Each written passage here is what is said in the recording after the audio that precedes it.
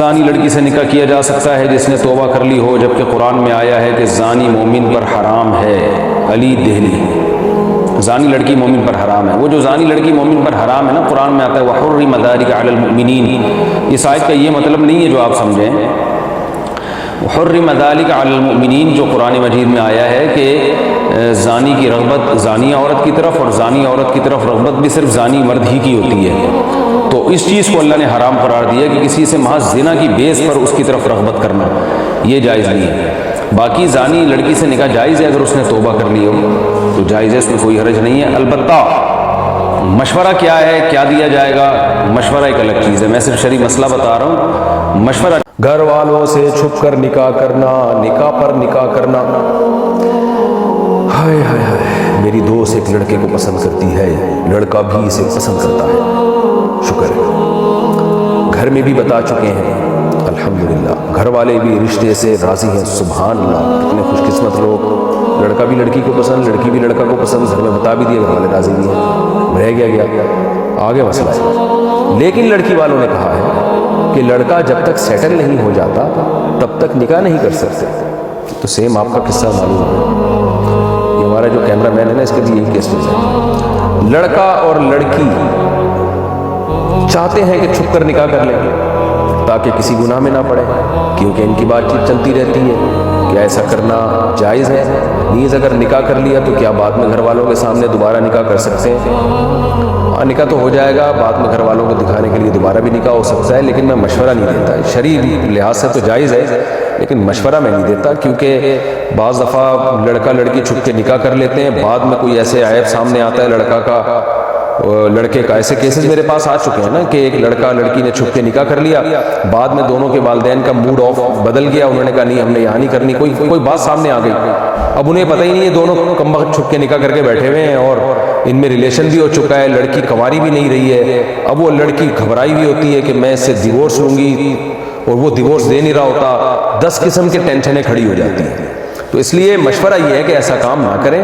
اور رہا یہ مسئلہ کہ بات چیت کر رہے ہیں، ناجائز باتیں ہو رہی ہیں، ابھی رشتہ ہے نہیں اور ظاہر گپیں لگی رہتی ہیں فون پہ، پھر تو اس کا حل یہ کہ نہ کریں باتیں۔ تو خیر، یعنی میں حلال و حرام یا جائز ناجائز کی بات نہیں کر رہا، میں مشورہ دے رہا ہوں کہ مشورہ یہ ہے کہ اس کے سائیڈ ایفیکٹ زیادہ ہیں، اس کے فائدے کم ہیں۔ پاکستان سے کہتے ہیں مجھے رمضان میں سب سے زیادہ کس عبادت کا ثواب ہے؟ سب سے زیادہ تو روزے کا ثواب ہے، روزہ رمضان کے ساتھ خاص ہے۔ اس کے بعد سب سے زیادہ ثواب تہجد کا، تراویح کا ہے، قیام اللیل، چاہے وہ تراویح کی صورت میں ہو یا رات کے آخری حصے میں آپ تہجد پڑھیں، کیونکہ نبی صلی اللہ علیہ وسلم نے رمضان میں جتنے اہتمام سے رمضان کے روزے کو بیان کیا، اتنے ہی اہتمام سے قیام اللیل بیان کیا، اور رمضان کا خاص قیام اللیل وہ تراویح ہے جو نبی نے 3 دن پڑھ کے چھوڑی، لیکن پھر صحابہ نے اس کو زندہ کیا، وہ بھی رمضان کے ساتھ خاص ہے، کیونکہ یہ نماز رمضان کے علاوہ نہیں ہوتی، اس کیفیت کے ساتھ، یہ کیفیت کے ساتھ جو خاص نماز ہو رہی ہے جس کو محدثین نے نام بھی الگ دیا، تو یہ رمضان ہی کی خاصیت ہے۔ یہی وجہ ہے کہ رمضان عید کا چاند نظر آتے ہی تراویح ختم ہو جاتی ہے، جہاں تھی وہیں اسٹاپ کرنی پڑتی ہے، تو یہ رمضان کی خاصیت ہے، اس کی بہت فضیلت ہے۔ تو دن میں روزہ رکھا کریں اور رات کو تراویح کا اہتمام کریں۔ باقی اور بھی بہت سارے اعمال ہیں رمضان میں کرنے کے، نبی صلی اللہ علیہ وسلم صحیح حدیث میں ہے کہ آپ رمضان میں سخاوت کا دریا بن جایا کرتے تھے، کیونکہ ہر نیکی کا ثواب بہت زیادہ بڑھ جاتا ہے، تو رمضان میں صدقہ خیرات بھی زیادہ کرنا چاہیے۔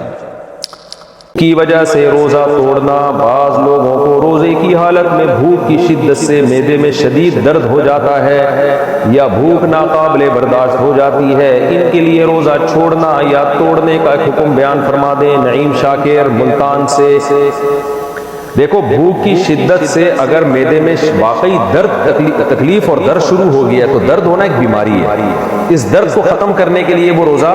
توڑ سکتے ہیں، لیکن بھوک کی شدت برداشت نہیں ہو رہی، یہ کوئی بیماری نہیں ہے، یہ تو روزے کا لازمی جز ہے، کتنی ہی شدت ہو، کتنا ہی ناقابل برداشت ہو جائے، روزہ کمپلیٹ کرنا پڑے گا اس کو، کیونکہ روزے کا تو حصہ ہے بھوک اور پیاس کا لگنا۔ کم ہمت لوگ ناقابل ان کو وہ ان سے برداشت نہیں ہو پاتا، وہ روزہ توڑ دیتے ہیں تو شریعت ان کو حکم دیتی ہے کہ 60 روزوں کا کفارہ ادا کرو۔ تو ناقابل برداشت کا مطلب خوب سمجھ لیں، اگر درد ہو رہا ہے نا، پین ہو رہا ہے، پین پھر برداشت سے باہر ہو رہا ہے، تو پھر پین تو پین ہے، وہ بیماری ہے۔